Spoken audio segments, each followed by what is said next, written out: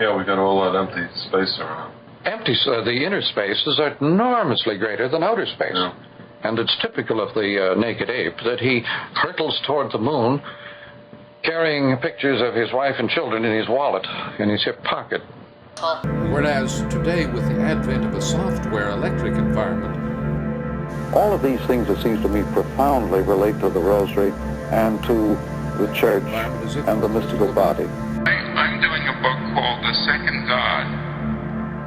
Yeah. Is there any relation to the first one? Well, I was quite interested in the phrase, God is dead. If you, again, using the simple formula off the back rearview mirror, obviously the Newtonian God. But are there any guys here that believe in God?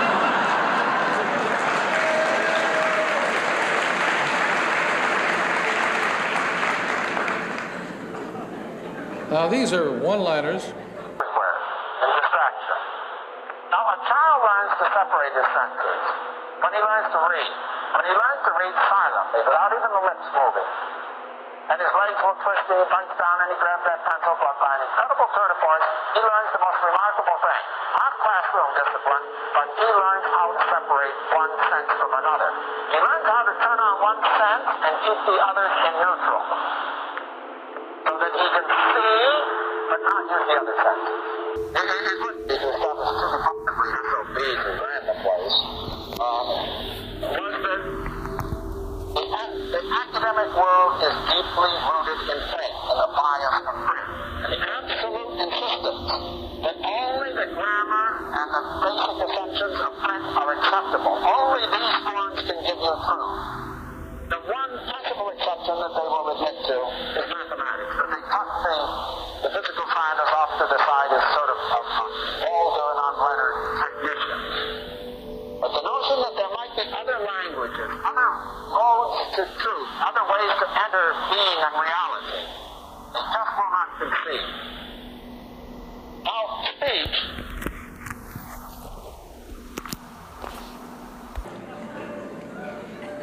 But a comedian puts on your ignorance. Until you've heard his jokes, you don't even know what you're mad at. He tells you where your grievances are. That is what jokes are. They're an inventory of grievance. Well, to let it blow like that and so on is part of the act. The British Empire is the empire in which the sun never sets because you cannot trust an Englishman in the dark. Not like, well, I believe there's something. I mean,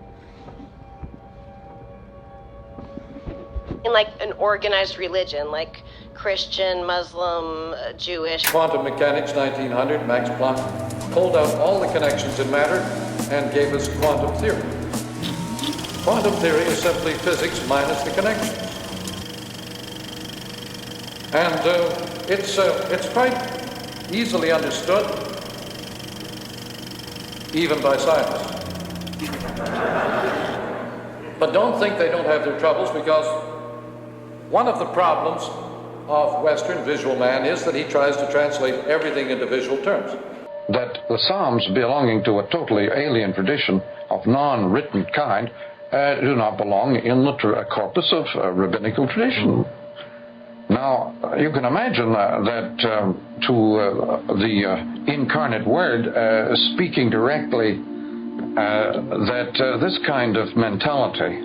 Well, it's beautiful today. I mean, if you take someone who just refuses to go through the whole it is written theory, and he works at IBM or some company like that, he's in the same jeopardy.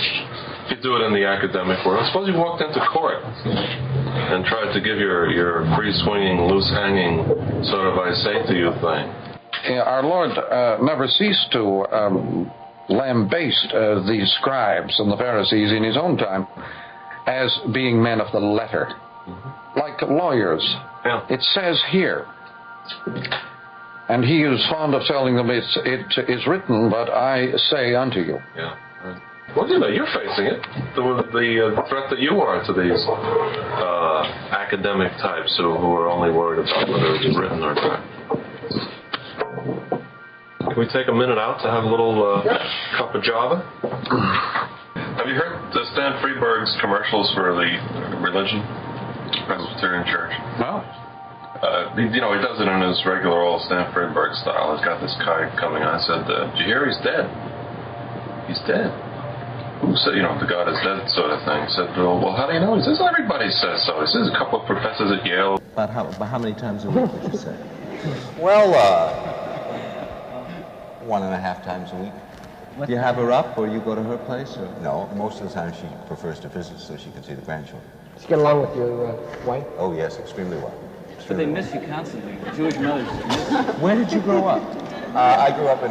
no, look. No, please, no, Lord. Let me ask these few questions, because we see week after week we're here, and we don't know anything about you. Well, You're asking us as if you don't have a Jewish mother. No, I do. All right. And I confess it with great pride. What do you give her, David?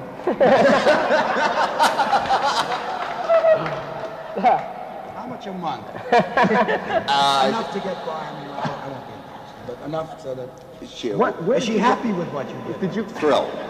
Look, David, as a retailer, and I'm sure the rest of the panel will back me up on this, if the right person or movie or magazine were to say, hey, it's cool or it's hip to wear the cowboy boots, to wear the moccasins, to wear the socks, whatever, you're going to see moccasin boutiques going up everywhere, and franchises everywhere. Yeah, that's right. Yeah.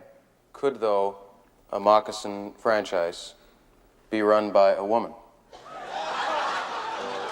Whether it's self-help techniques like EST or the energy crisis, we cover everything on The David Susskind Show.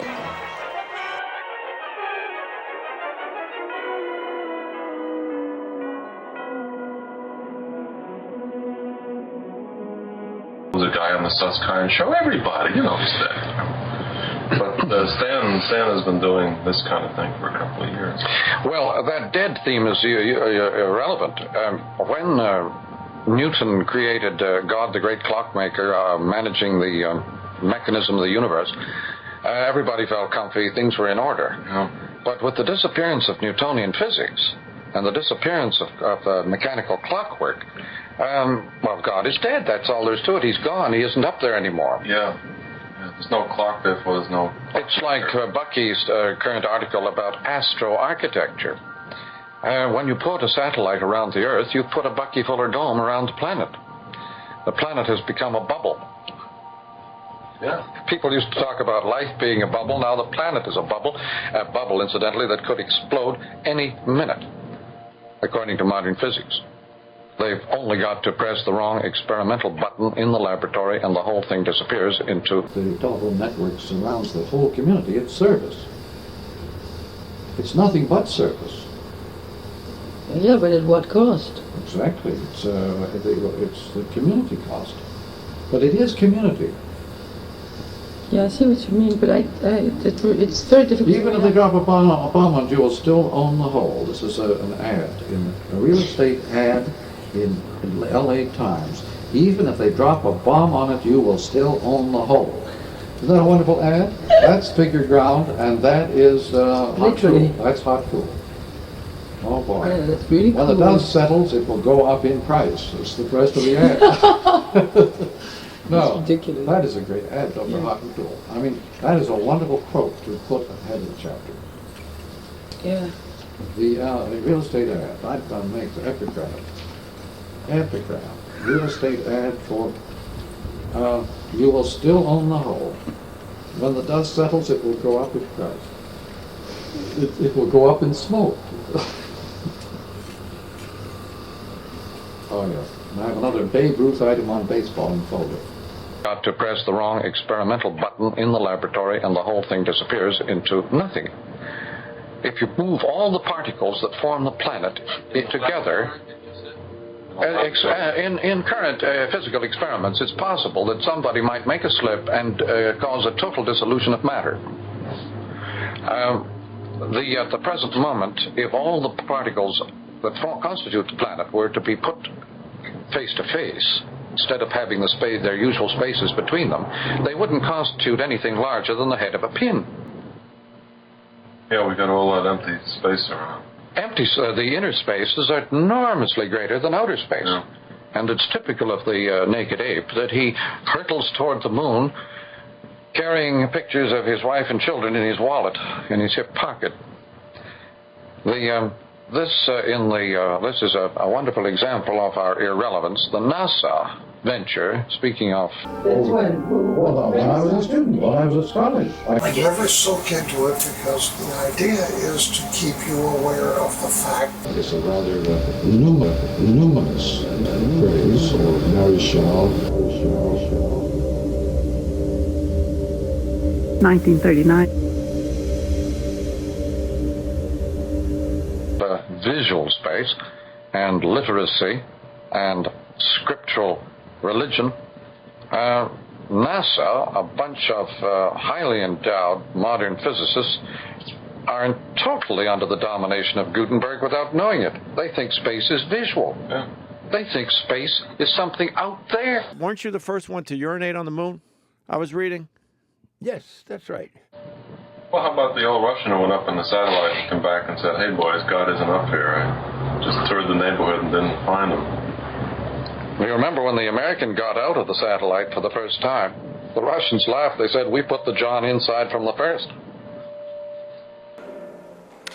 It is very difficult for a Western man to take things except in a visual, connected, rational mode. Modern physicists report all their findings in Newtonian terms, which are the old-fashioned visual language. Nonlinear Ken Burns isn't exactly... A wonderful world. It created civilization. A long time ago. It was a wonderful world. If you don't believe me, let me ask you a question. It created civilization in our sense. It didn't create... It created a tremendous world. There are lots of things better than civilization, but if you like civilization, that's the end of it. What year is it? Such as never was seen before in any culture. And it's finished. No. Why? Because it has been circuited, surpassed, included in a new culture of software, information, or electric simultaneity, which the computer people call software. And this is a world where you have multi-billion-dollar environment of service images, vast affluence, available to children standing up in their playpens watching TV. Longer live in an age of phonetic alphabet or of Euclidean geometry. This visual space is special. May I speak on that? It's rather interesting assembly line. thing in relation to this.